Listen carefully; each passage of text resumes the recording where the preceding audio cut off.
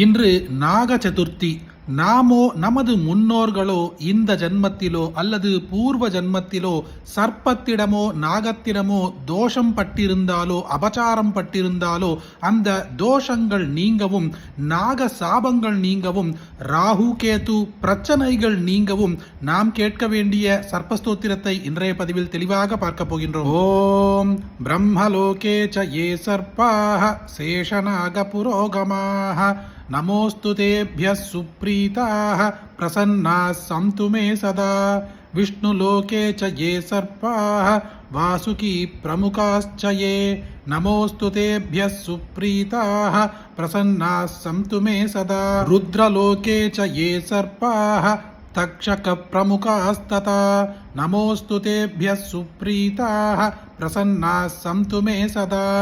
खाण्डवस्य तथा दाहे स्वर्गं ये च समाश्रिताः नमोऽस्तु तेभ्यः सुप्रीताः प्रसन्नाः सन्तु मे सदा. सर्पसत्रे च ये सर्पाः आस्तिकेन च रक्षिताः नमोऽस्तु तेभ्यः सुप्रीताः प्रसन्नाः सन्तु मे सदा. मलये चैव ये सर्पाः कार्कोटप्रमुखाश्च ये नमोऽस्तु तेभ्यः सुप्रीताः प्रसन्नाः सन्तु मे सदा.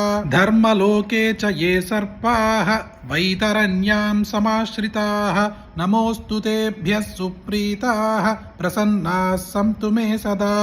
समुद्रे चैव ये सर्पाः पाताले चैव संस्थिताः नमोऽस्तु तेभ्यः सुप्रीताः प्रसन्नाः सन्तु मे सदा. ये सर्पाः पर्वताग्रेषु दरीसन्तिषु संस्थिताः नमोऽस्तु तेभ्यः सुप्रीताः प्रसन्नाः सन्तु मे सदा.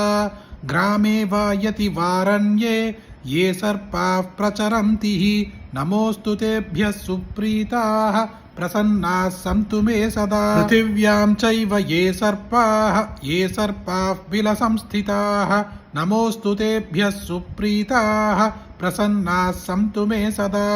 रसातले च ये सर्पाः अनन्ताद्याः महाविशाः நமோஸ்து தேப்யः சுப்ரீதாः பிரசன்னாः சந்து மே சதா.